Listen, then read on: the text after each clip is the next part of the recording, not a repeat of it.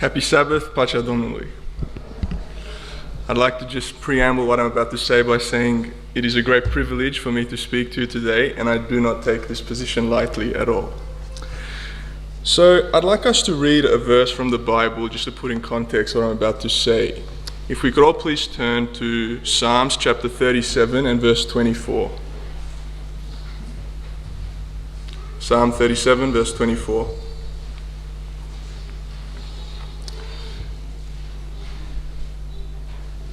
And it says, "Though he fall, he shall not be utterly cast down, for the Lord upholdeth him with his hand." I'll read it again. "Though he fall, he shall not be utterly cast down, for the Lord upholdeth him with his hand." So the topic for today is going to be failure, and what failure means for a Christian and how we as Christians should respond to failure. So if you look around us in the world, you're going to realize that we're living in an extremely secular society. And given the whole nature of secularism, the whole concept of God has greatly diminished in the eyes of the people. If you go out on the streets and you say that you're a Christian, more often than not you'll be shunned and you're looked upon as some sort of a freak or an idiot or something like that. Very unintellectual, no one wants anything to do with you. But the question is therefore, what has caused this attitude towards us in society? There are probably many reasons for that, but I would venture to say that one of the main reasons is the fact that we have become what some people have called a very intellectually neutral society. So what does that mean? It means that simply this, that since God has died within society, and I mean that metaphorically, not literally, absolute truth has also died with it. And given that absolute truth has died, relativism will inevitably flourish. So the purpose of an education is no longer to go out and learn truth. Rather, it's simply to go out and to gain some skill so that you can go into the workforce and ultimately obtain wealth, power, or fame, or something like that. Now, obviously, this sort of relativistic attitude towards truth is very antithetical to the Christian worldview, because we know as Christians that God has revealed to us the truth, both in His Word, but also in His Son, Jesus Christ. The problem is, however, that in many instances, Christians have not been able to rise above these dark undertones of our secular society and the education system within it, and therefore we simply become known as ignorant Christians.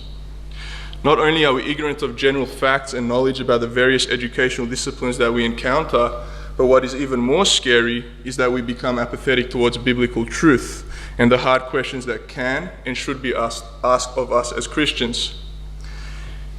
It wasn't only until about 3 years ago when I became aware of this fact. I have grown up in the Seventh Adventist Church, as many of you know. I have been reading my Bible ever since I could read, and I've probably listened to hundreds upon hundreds of sermons. And yet it was only when some specific events occurred in my life that I realized that I too could be called an intellectually neutral Christian. I was confronted with some very hard questions. Questions on the existence of God, on doubt, on unanswered prayers, on failure, which is what we're going to be talking about today, on the whole concept of suffering and evil, and of course the common issues that probably all of us have been confronted, especially recently, questions such as abortion, homosexuality, euthanasia. So I started to read a lot and I came across some answers to these difficult questions. But as I said, today I'm primarily going to focus on the question of failure. And I'm going to deal with this specific issue because, as I have said, it is very relatable to every one of us. And if we're honest with ourselves, we have to admit that we have all experienced failure in one form or another. So not only is it extremely relatable, but not only that, if we don't address this issue, it will raise some questions which are not addressed will have devastating consequences. And these can be questions such as, where is God? How could God let this happen to me? Am I outside of God's will? What do I do now? Does God even care about me? And in some more extreme cases, does God even exist? Therefore, this small sermon today is going to be dealing with what is the meaning of failure for a Christian and how we as Christians should deal with it. So in addressing this question, we need to distinguish the two different types of failure. There is number one, there is failure as a Christian and in the duty we have as Christians. And then number two, there is failure in the day-to-day life of a Christian. I'll repeat it. Number one, there is failure as a Christian and in the duty we have as Christians. And number two, there is failure in the day-to-day life of a Christian. By failure as a Christian in the duties we have as Christians, what I mean is a failure in a believer's relationship and his spiritual walk with God. For example, a Christian might refuse to submit to God's will. This is failure. Or a Christian might marry a non-Christian. This is failure. Or of course, a Christian might break one of God's commandments. This is obviously a failure. Failure of this type is ultimately due to sin. It is a matter of spiritual and of moral decay. Failure in the day-to-day life of a Christian, however, is one that is unrelated to the spiritual side of a Christian's life. It isn't due to sin necessarily. It is just a defeat that someone might have experienced in the day-to-day matters of their life. For example, a Christian student might fail an exam despite his best efforts to succeed. Or a Christian businessman might go bankrupt despite his best efforts to succeed. These aren't failures in a person's walk with God, but rather failures in a person's day-to-day matters of their lives. It's not very difficult for me to understand the first type of failure, that is failure as a Christian. It makes sense that sin will obviously lead to failure. What else can we expect? Nor is the solution to this failure very difficult to understand, in theory at least. We confess, we repent, we have faith, we believe, and we obey. It is rather the second type of failure that is problematic to me, and I suspect to most people here. That is the failure in the day-to-day life of a Christian. You see, I for many years had this idea that if you are walking in God's will, you cannot fail. I thought about it very seriously, and I had it all figured out in my head. I distinguished failure from persecution and trials. I never thought that a person wouldn't suffer if they were in God's will, but I was sure that ultimately through that suffering, you would end up succeeding. And there even seems to be scriptural support for this position. In Psalms chapter 1, verses 1 to 3, it says, and feel free to open there if you want. Psalms chapter 1, verses 1 to 3, it says, "Blessed is the man who walks not in the counsel of the ungodly, nor stands in the path of sinners, nor sits in the seat of the scornful, but his delight is in the law of the Lord, and in his law he meditates day and night. He shall be like a tree planted by the rivers of water, that brings forth its fruit in its season, whose leaf also shall not wither, and whatever he does shall prosper." It very clearly says that whatever he does shall prosper. But we have all experienced some failures in our lives, failures that would make this promise appear like it's not true. I also experienced some very serious failures, and because of this, it forced me to reconsider my perspective on this issue. So it became very clear to me that Christians sometimes do fail, and that is just a fact. It is a cold, hard fact, whether you like it or not. And some people have sought to address this problem, and they've done that by saying that, well, you can't use experiences to nullify God's word. His promises stand regardless of what your experience is. And others say, well, God might not have a specific will for your life. He just has a general desire that we obey his ethical and his spiritual commands, and that we arrive at a Christ-like character, and so forth and so on. But he doesn't really care about who you marry or what career you go into or what business deal you engage in. So that when you do undertake those things, you are doing it wholly on your own initiative, and you can, and it's very plausible that you will end up failing. This, however, strikes me as inadequate, despite its appeal to many people. Firstly, it implies a deficient concept of God's sovereignty, providence, and guidance. While it is true that we have free will, the Bible also teaches clearly that God has sovereign control over everything that happens. Nothing happens in the world without God's directly willing it, or in the case of a sinful act, at least permitting it. Moreover, he has promised to guide us in what we decide. So all this suggests to me that God does have a very specific will for our lives. But even if the solution was true, it doesn't actually address the problem.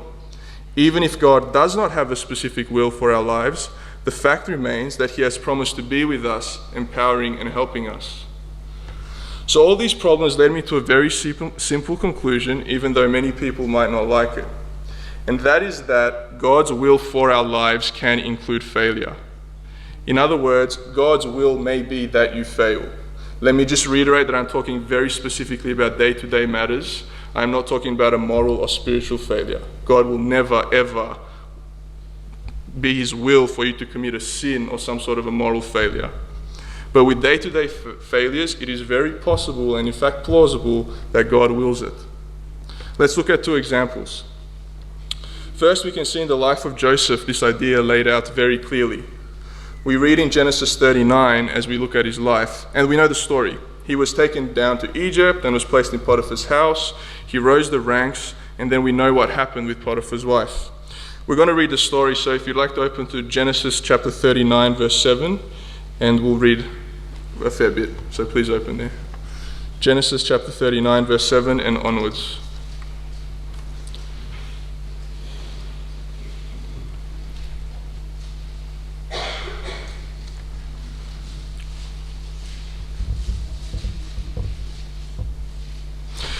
And it came to pass after these things that his master's wife cast longing eyes on Joseph, and she said, "Lie with me." But he refused and said to his master's wife, "Look, my master does not know what is with me in the house, and he has committed all that he has to my hand. There is no one greater in this house than I, nor has he kept back anything from me but you, because you are his wife. How then can I do this great wickedness and sin against God?" So it was, as she spoke to Joseph day by day, that he did not heed her, to lie with her or to be with her. But it happened about this time, when Joseph went into the house to do his work, and none of the men of the house was inside, that she caught him by his garment, saying, "Lie with me." But he left his garment in her hand, and fled and ran outside. And so it was, when she saw that he had left his garment in her hand and fled outside, that she called to the men of her house and spoke to them, saying, "See, he has brought into us a Hebrew to mock us. He came in to me to lie with me, and I cried out with a loud voice. And it happened, when he heard that I lifted my voice and cried out, that he left his garment with me and fled and went outside. So she kept his garment with her until his master came home. Then she spoke to him with words like these, saying, 'The Hebrew servant whom you brought to us came in to me to mock me.' So it happened, as I lifted my voice and cried out, that he left his garment with me and fled outside. So it was, when his master heard the words which his wife spoke to him, saying, 'Your servant did to me after this manner,' that his anger was aroused. Then Joseph's master took him and put him into the prison, a place where the king's prisoners were confined, and he was there in the prison." So we can see from this story that Joseph failed in human eyes. He was placed in prison. How much lower can you really get in the eyes of humanity? You can't really get much lower than that. But we also see in the story that Joseph succeeded on a moral level. He did not give in to the temptations from Potiphar's wife, and because of his moral success, he ended up failing in a worldly sense. I'm sure this would have been very devastating for Joseph. He probably asked some of those difficult questions that I mentioned at the beginning. Does God even care about me? Am I actually even in God's will? And we can see as the story progresses, and from Ellen White's writings in Patriarchs and Prophets, that God in fact permitted or willed this failure so that he could build the necessary characteristics that would enable him to be a better governor of Egypt and ultimately save God's people and many of the surrounding nations. Let's look at another example that is actually very close to each and every one of us here.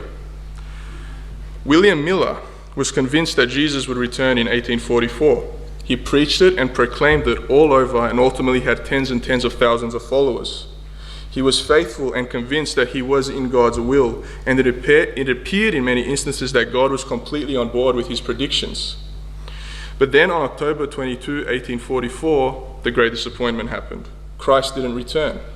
Talk about a failure. It's not only a failure on you individually, but it was so significant failure that it affected tens and tens of thousands of people.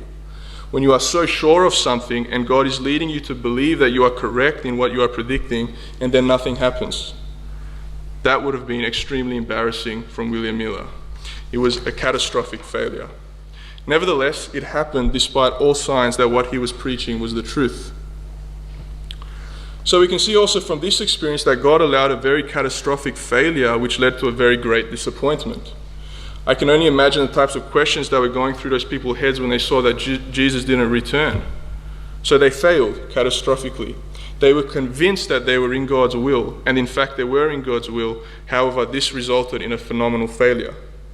But as time went on, we can see that God ultimately willed this failure so that from the Millerite movement, the remnant church could come to fruition, which of course is the church we are all in today, the Seventh-day Adventist Church. So we can see that failure happens in many instances, and many times it can be God's will. Now this can be very encouraging, but it can also be very convicting. On the one hand, it is encouraging because even though we may fail, failure may be the better part of success in the Lord's eyes. Despite that it might not appear like that to us, in God's eyes, it may be success. On the other hand, it can be very convicting because we may think that we are successful in life and accomplishing a lot, when in reality, we may be failing in God's eyes. So what practical application does all of this have for our lives? Number one, we need to learn from failures. We should analyze our failure to see what lesson we can learn from it. That doesn't mean trying to figure out why God allowed it to happen, because in many cases you'll never figure it out. It is therefore pointless to torture ourselves with figuring out why God permitted such and such disaster or failure to occur in our lives. You should rather ask yourself, what sort of reaction would God want me to have from this failure, or what character trait would God want me to recognize and develop as a result of this failure?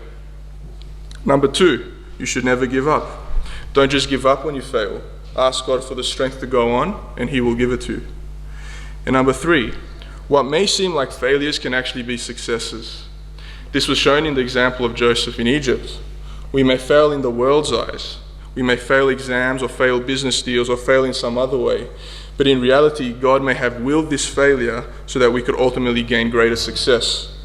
And this can be success in an earthly point of view, as was seen in the story of Joseph when he became the governor of Egypt, or it can be success in a more spiritual sense, which is ultimately more important. For example, through your failure, God may be trying to teach you a lesson in discipline, endurance, or some other godly characteristic that may never have been achieved if you are not to experience said failure. And if you would have never achieved that failure, perhaps you would have never gained salvation.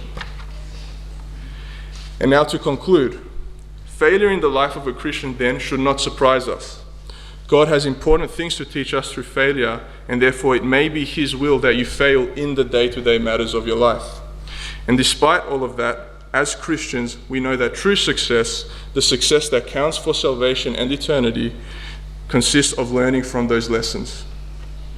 Let us never forget that God's ultimate goal is to save as many people as He can, and therefore He may have a very different perspective on the day-to-day things than we do. We can never comprehend how God reasons and thinks to be able to understand why He may allow a specific failure in our lives, and we should never try to either. So, to conclude, when you fail, do not despair or think that God has abandoned you. Rather, learn from your failures and never give up. Thank you and God bless.